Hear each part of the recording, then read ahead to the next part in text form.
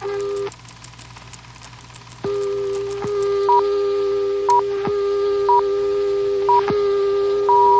and gentlemen, we may be approaching a fateful hour. D-Day is here. The invasion has begun.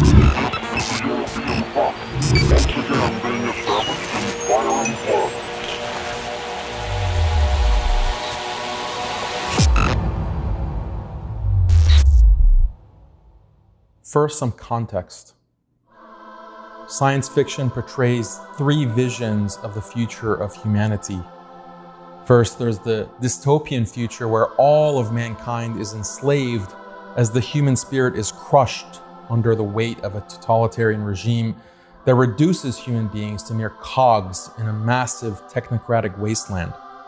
Second, there's the equally dystopian future where humanity is also enslaved, but authorities use mass media in tandem with powerful pharmaceuticals to dope the masses into seeing their condition as one of freedom, pleasure, and bliss. Then there's the third vision of the future, perhaps the most terrifying, where the human race no longer exists because technology has finally made the human body and even the human mind obsolete. Instead of men and women, the world is populated with robots, androids, and disembodied cyberhumans. Our current reality in the modern world is the realization of not one or two of these dystopian futures, but all three. We're told that current year might not be perfect, but it's far better than any other time in human history. This is because humanity is constantly progressing. Constant economic growth, constant technological advancement, constant moral progress as humanity discovers new human rights and new freedoms to be championed in the latest social justice campaigns. Humans are better off now than they were at any time in history, or so we're told. But what is the reality? Think about the modern person's life. From the moment he's born to the moment he dies, modern man finds himself institutionalized. He's born in an institution run by the state, the hospital. The instant he comes into the world, he's grabbed by the medical professionals and weighed and measured and injected. After a day or two, he might get to leave that institution, but guess what? His mother's a strong, independent woman who has to work at a soulless job to make ends meet. Statistically, it's most likely that she's a single mother and doesn't have a husband or committed family to help with the new baby. So the baby has to go to daycare, another institution, for most of the day, surrounded by more professionals. At age 4, he's transferred to yet another institution, grade school, where more professionals make sure he's properly educated. 8 hours a day, 40 hours a week, he's fed the state-mandated curriculum, ensuring that he becomes an obedient citizen, an obedient consumer. He gets older and goes to college, another institution, meant to train him to be a productive citizen who thinks the right thoughts, believes the right beliefs. After graduation, he can look forward to desperately searching for a job to pay back tens of thousands of dollars in student debt. If he can't find a job in his field of study, he can always find menial labor for minimum wage. If he's lucky, he might hit the jackpot, working as a wage slave plugged into the corporate rat race. Every day he drags himself out of bed, sits behind the computer for 40 hours a week, comes home exhausted, too tired and emotionally burnt out to do anything other than order takeout and watch Netflix. Maybe he gets married, maybe has 1 or 2 kids, but really, what's the point? They're all locked into their own institutional existence for most waking hours of their atomized lives. So he works like this.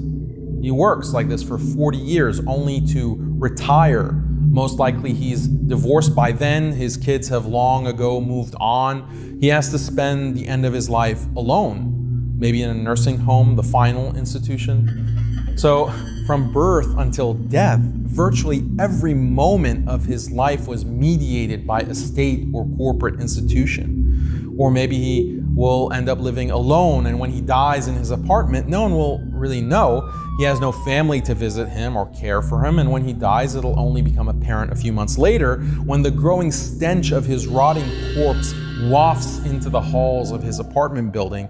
And then again, a corporation has to be called to dispose of the putrid remains.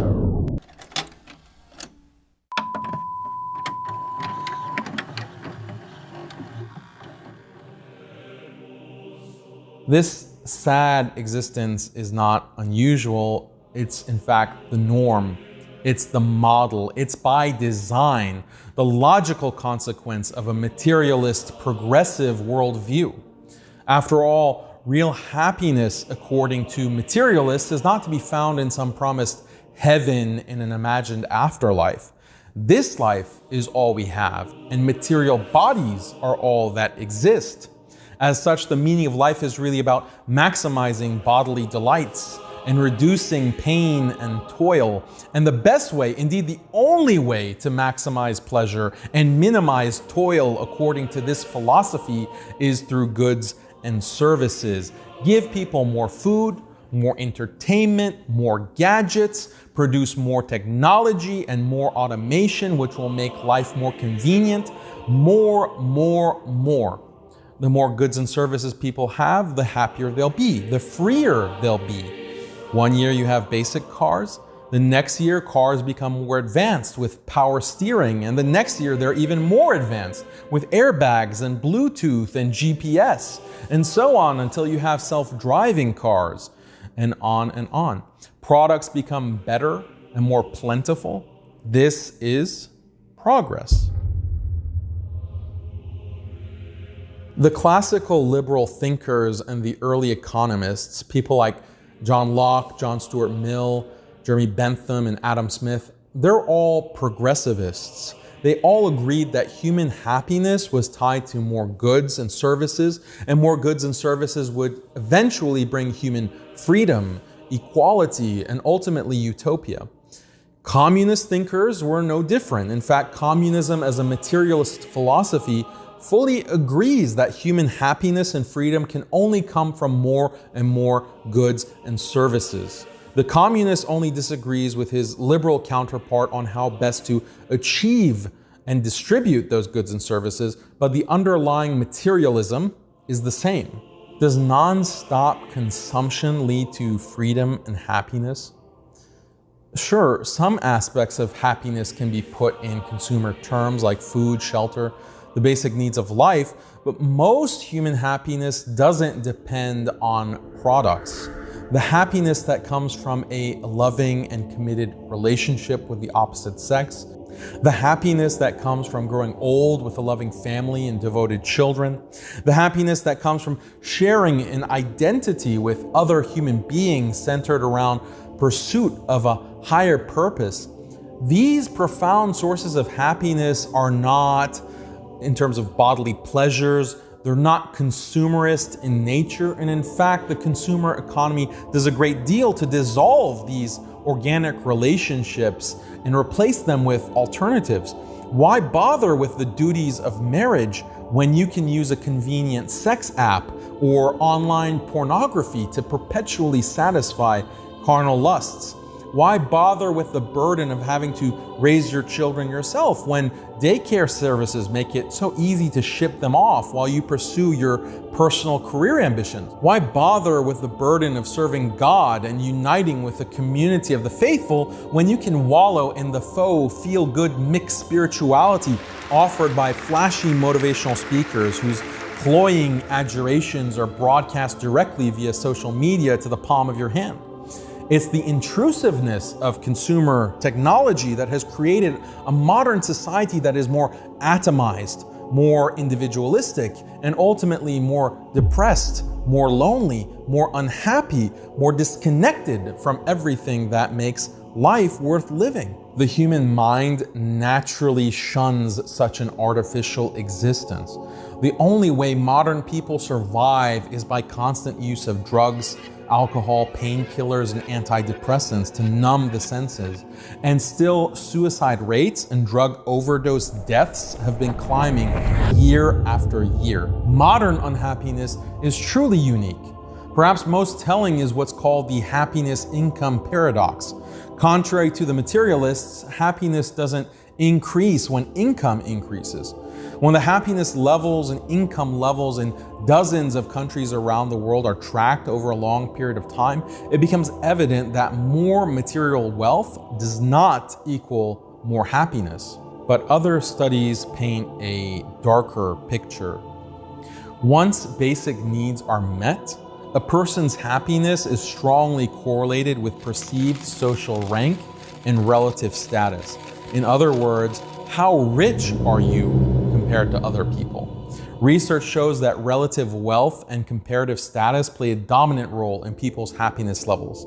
This is why a millionaire, despite all his wealth, can still be very unhappy if his social circle is filled with billionaires.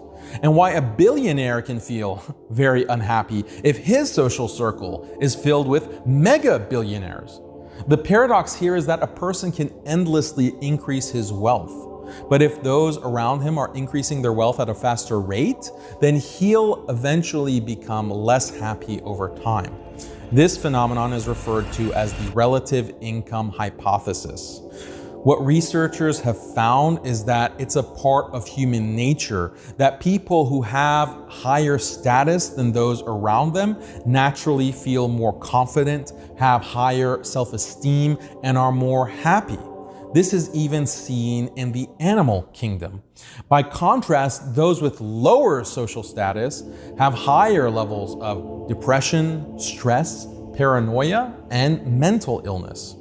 This has huge implications for how we understand the connection between happiness and the economy. If people's happiness is so closely tied to relative status, then a constantly growing modern economy is much more a source of despair than it is of happiness. Just consider the reality of the ever-burgeoning wealth gap, where 1% of the world's people own 50% of the world's wealth. The gap between the rich and the poor is absolutely unprecedented in modern times. And due to the relative income hypothesis, this also means that the levels of unhappiness and depression are also unprecedented. And the salt in the proverbial wound is that media technologies like TV and social media display the lives of the rich and famous in agonizing detail, which only heightens the sense of relative privation in the minds of the 99%, leading to dissatisfaction and depression on a global scale. Consider this paradox. People in developing countries have actually become wealthier in absolute terms over the past century, but despite the increased wealth, their overall happiness has decreased. How can that be? This is because they experience themselves as poor. Why? Because relative to Western economic growth over the same century, they're poorer in comparison. For example, colonialism and capitalism have without a doubt made the Muslim world and the developing world wealthier in material terms than it's ever been. But overall, people in the developing world, in all these countries, feel poorer and feel less happy. Why? Because in the past, their wealth was relatively equal to Europe, or even higher. But even though they have more absolute wealth now than they did in the past, their relative position compared to the West has dropped. Due to colonialism and other factors, the West grew richer at a far greater pace, creating an insurmountable wealth gap. This global inequality generates a lot of unhappiness, paranoia, and depression for poor nations. And by the same token, it generates a lot of happiness and satisfaction for richer nations who feel good about being above others. But is the wealth gap between richer and poorer nations really insurmountable?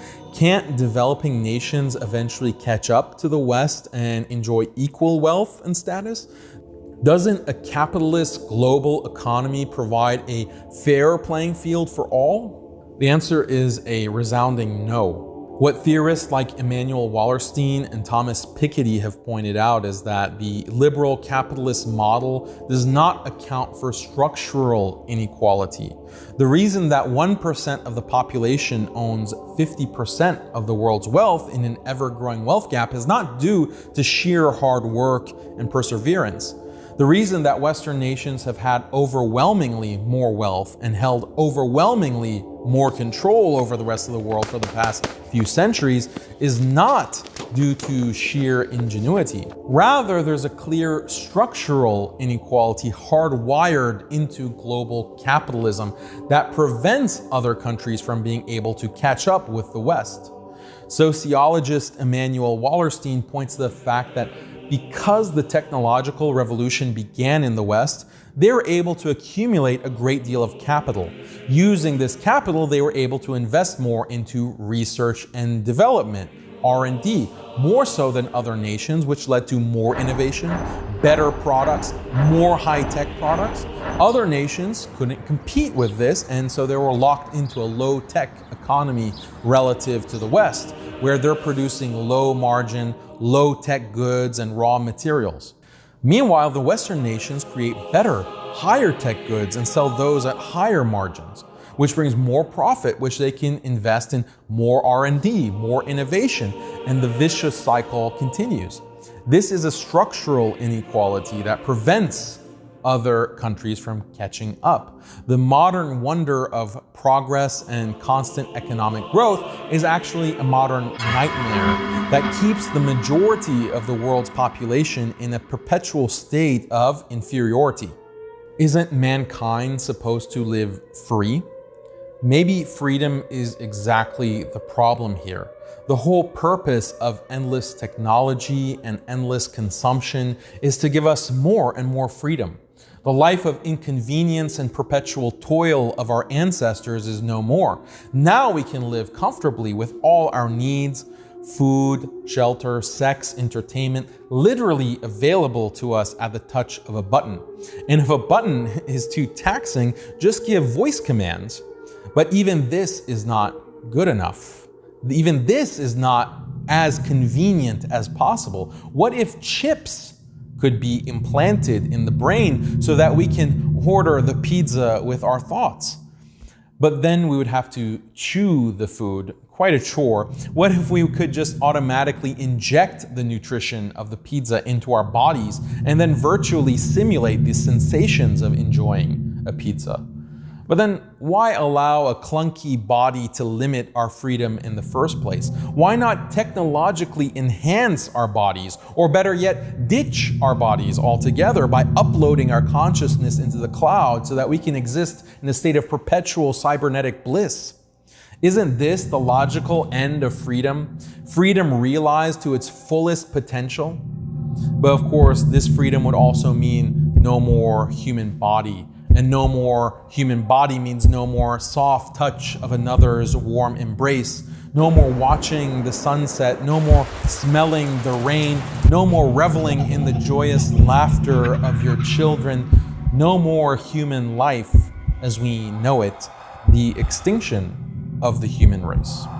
Is there another path?